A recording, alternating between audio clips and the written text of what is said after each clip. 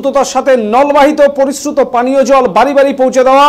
দীর্ঘদিন আগেই বিভিন্ন বাড়িতে পানীয় জল সরবরাহের যে স্ট্যাম্প পোস্ট নির্মাণ করা হয়েছে, অবিলম্বে তা মেরামত করা এবং গণতন্ত্রকে সম্মান জানিয়ে জনস্বাস্থ্য কারিগরি দপ্তরের ইঞ্জিনিয়ারকে তাদের ডেপুটেশন গ্রহণ করার দাবি সহ বিভিন্ন দাবিতে সোচ্চার হয়ে বুধবার কোচবিহার জেলাশাসককে ডেপুটেশন দেওয়ার পাশাপাশি কোচবিহার প্রেস ক্লাবে সাংবাদিক বৈঠক করল কোচবিহার ছাট গুড়িয়াহাটি বৃহত্তর নাগরিকবৃন্দ।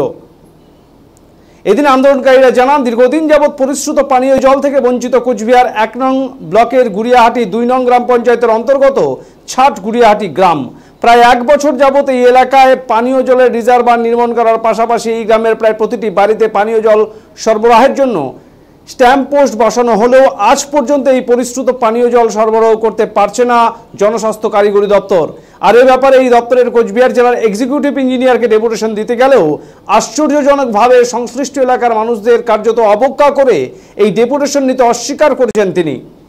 ১ মাসের মধ্যে সমস্যার সমাধান না হলে পথ অবরোধ সহ আরো বৃহত্তর আন্দোলনে সামিল হবেন তারা বলে এদিন জানান।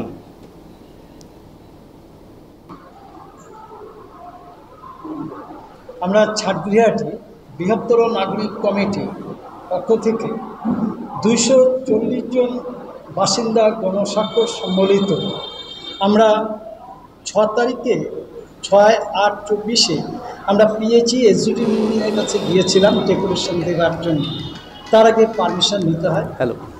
উনি আমাদের ডাকলেন, উনি বললেন যে আমি ডেপুটেশন নিতে পারবো না। আমরা বলি কেন? বলে আমার কাজ চলছে। আমি কি দেখুন, ডেপুটেশন তো আপনাকে নিতে বাধা নেই। তা উনি আমাদের কোনো কথা কর্ণপাত করলেন না।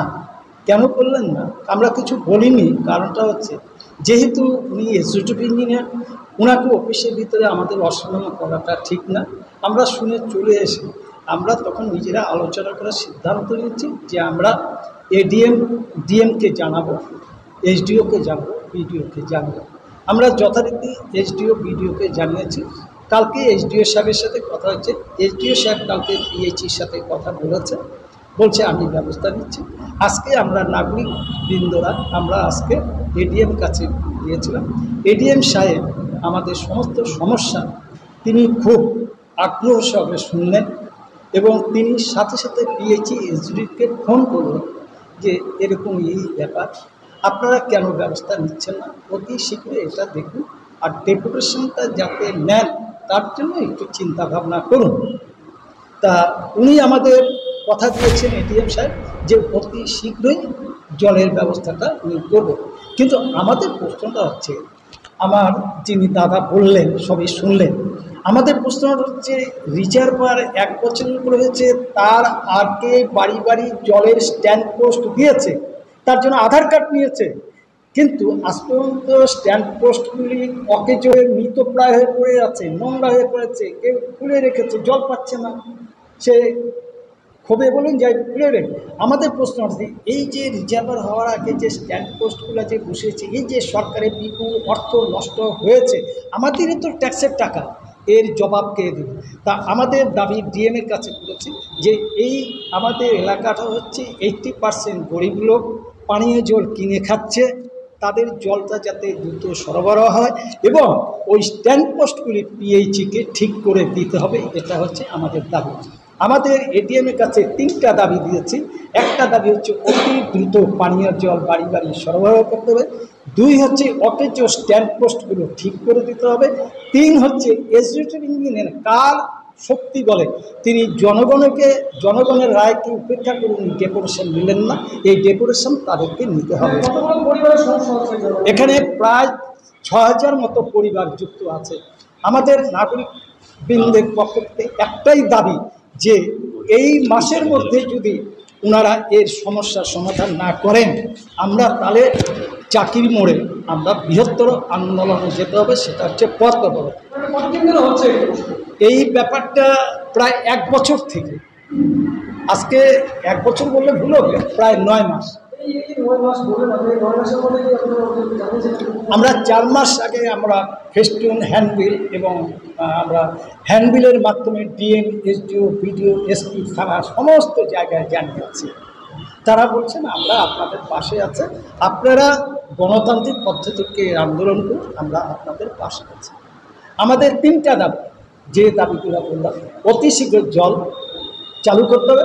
2 হচ্ছে অকেজ স্ট্যান্ড পোস্টগুলোকে ঠিক করতে হবে। 3 হচ্ছে পিএইচই এক্সিকিউটিভ ইঞ্জিনিয়ারকে আমাদের নাগরিক বৃন্দের পক্ষ থেকে ডেপুটেশন করতে হবে। যদি না করেন আমরা অতি শীঘ্রই আন্দোলনে নামতে পারব।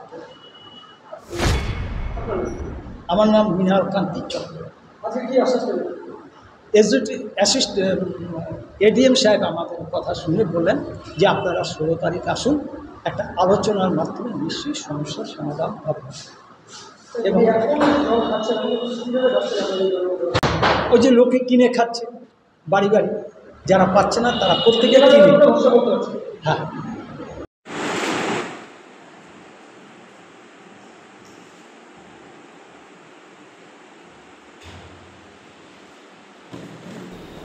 এদিন আন্দোলনকারীরা আরও বলেন 2022 সালের 29 জানুয়ারি এই প্রকল্পের ওয়ার্ক অর্ডার হয় এবং 2023 সালের 31শে ডিসেম্বরের মধ্যে এই প্রকল্পের কাজ শেষ হয়ে যাওয়ার কথা, কিন্তু আজ পর্যন্ত এই পানীয় জল প্রকল্পের কাজ সম্পূর্ণ করতে পারেনি জনস্বাস্থ্য কারিগরি দপ্তর। আর এ কারণেই তীব্র পানীয় জল সংকটের মুখোমুখি দাঁড়িয়ে সংশ্লিষ্ট এই এলাকার নাগরিকেরা।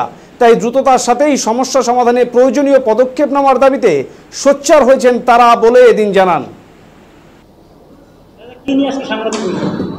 আমরা সাতগুড়িয়াটিতে পানীয় জলের ব্যাপারে দীর্ঘদিন যাবত আমরা দেখছি কাজ ঠিক মতন হচ্ছে না। সেই ব্যাপারে ডিএম সাহেবকেও ডেপুটেশন দিয়েছি এবং যাতে এই কাজ খুব দ্রুত সম্পন্ন হয়, সাতগুড়িয়াটির নাগরিকরা যাতে পানীয় জল ঠিক মতন পায় তার জন্যই আমরা ডেপুটেশন দিয়েছি এবং এই সাংবাদিক বৈঠকও করছি। গত 31/12/2023 তারিখে যে প্রকল্প শেষ হওয়ার কথা 27/1/2022 তারিখে ওয়ার্ক অর্ডার হয় তার, কিন্তু আমরা দেখছি যে আজকে 14 তারিখ জুলাই মাসের 2024 আজ পর্যন্ত কাজ শেষ হচ্ছে না। খুব ধিমে চলে কাজ করার ক্ষেত্রে পিএইচই দপ্তর তারা খুব গড়িমসি করছে। এলাকার মানুষকে ঠিক মতন পানীয় জল সরবরাহ করার থেকে তারা সেই কাজটা ঠিক মতন করছে না। আমরা আরও লক্ষ্য করছি যে আজ থেকে প্রায় 1 বছর আগে বাড়ি বাড়ি স্ট্যান্ড পোস্ট দেওয়া হলো, ট্যাঙ্কি তৈরি হয়ে গেল, কিন্তু মানুষ জল পাচ্ছে না। ওই স্ট্যান্ড পোস্টগুলো নষ্ট হওয়ার পথে। এই যে সরকারের বিপুল পরিমাণ টাকা ক্ষতি হচ্ছে, তার থেকে এই টাকা তো আমাদের ট্যাক্সের টাকা, এই টাকা যারা ক্ষতি করছে তাদের ক্ষতি করার অধিকার নেই। খুব দ্রুত আমাদের এই পানীয় জল সরবরাহের জন্য আমরা দাবি জানাচ্ছি।